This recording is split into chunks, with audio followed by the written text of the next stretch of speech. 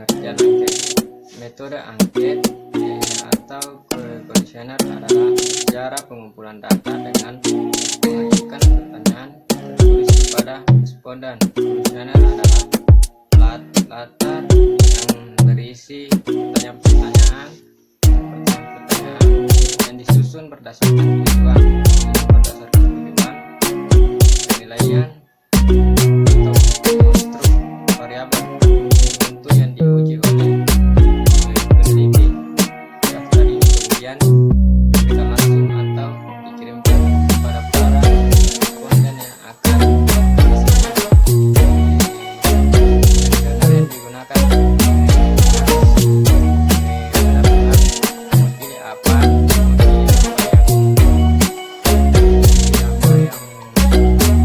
isinya sesuai dengan hal yang dilakukan. Untuk perlu diperhatikan, satu, sebelum atau pada saat membuat kuesioner, ada baiknya pelajari kuesioner yang sudah ada dan yang relevan dengan topik yang akan dilakukan. Masalah konsep dan ukuran dapat dipecahkan dengan diskusi dengan pakar untuk memahami tentang fenomena dan perubahan sosial. Seorang peneliti harus mencari informasi tambahan melalui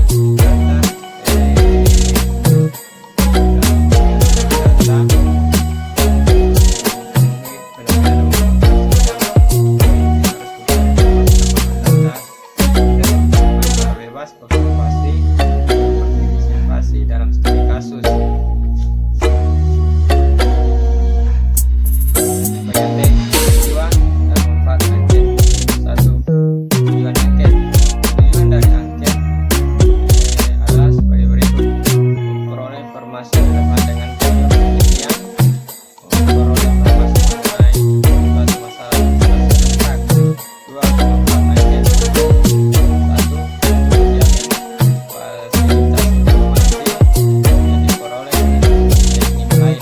2. Bahan pembuatan evaluasi program. 3. Untuk mengambil sampel sikap dan pendapat dari responden.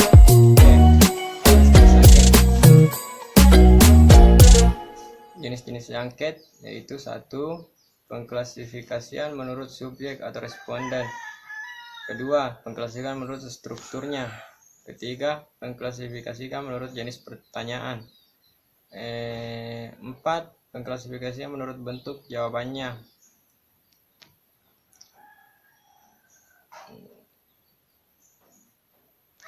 D. Kelebihan dan kekurangan angket. 1. Bila lokasi responden jaraknya cukup jauh, untuk pengumpulan yang paling mudah adalah dengan angket. 2. Pertanyaan yang sudah disiapkan dapat menghemat waktu untuk menjangkau responden dalam jumlah yang banyak.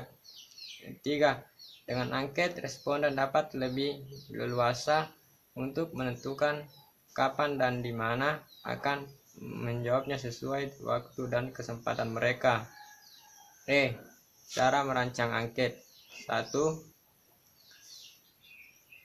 Menemukan informasi yang ingin diketahui secara spesifik. Langkah ini memastikan bahwa riset memiliki pemahaman yang baik tentang suatu isu penelitian. 2. Menentukan jenis angket dan metode administrasinya. Gunakan jenis data sebagai dasar untuk menemukan jenis angket. 3. Menemukan isi dari masing-masing pertanyaan. 4. Menemukan banyak responden yang setiap pertanyaan. Selanjutnya, materi kedua, yaitu A. Pengertian wawancara.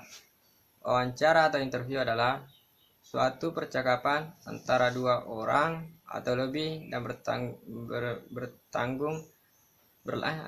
berlangsung antara narasumber dan pewawancara. Adapun beberapa pendapat menurut para ahli. 1. Menurut Lesi Jeng Molong 1991, wawancara merupakan suatu percakapan dengan tujuan-tujuan tertentu. Pada metode ini, media dan responden berhubungan langsung untuk memperoleh informasi secara lisan dengan tujuan mendapatkan data yang dapat menjelaskan permasalahan penelitian. B. Tujuan dan manfaat wawancara. Tujuan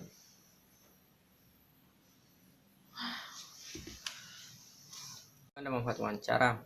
Tujuan wawancara secara umum, tujuan wawancara adalah untuk memperoleh informasi yang akurat dari narasumber dengan menyampaikan beberapa pertanyaan tertentu kepada narasumber. Jika tadi secara umum, berikut tujuan wawancara secara khusus. A. Untuk menggali dan peroleh informasi atau data dari orang pertama. Kedua, manfaat wawancara. Ada beberapa manfaat wawancara yang bisa diperoleh dari melakukan kegiatan wawancara, antara lain menambah wawasan, kepentingan pribadi, profesi, kepentingan masyarakat, memberikan inspirasi, memberikan dorongan semangat, memberikan motivasi sesama manusia. Ragam wawancara. Adapun ragam wawancara yaitu 1. Wawancara struktur. 2. Wawancara tidak struktur. 3. Wawancara kelompok. 4. Wawancara semi struktur. D. Persiapan melakukan wawancara, yaitu 1. Memilih pertanyaan wawancara. Kedua, lama wawancara dan jumlah responden. Ketiga, memilih responden. Materi ketiga yaitu A. Pengertian observasi. Observasi adalah sebuah proses sistematis dalam merekam pola perilaku manusia, objek, dan kejadian-kejadian tanpa menggunakan pertanyaan berkomunikasi dengan subjek. B. Tujuan observasi. Observasi bertujuan mendeskripsikan sering yang dipelajari aktivitas-aktivitas yang bertanggung orang-orang yang terlibat dalam aktivitas tersebut, dan maka kejadian dilihat dari perspektif mereka yang terlibat dalam kejadian yang diamati. C. Fungsi observasi. Adapun fungsi observasi: 1. Mengembangkan perilaku manusia. Verifikasi tentang perilaku yang dilaporkan, menggambarkan perbedaan atau kesenjangan antara perilaku dalam situasi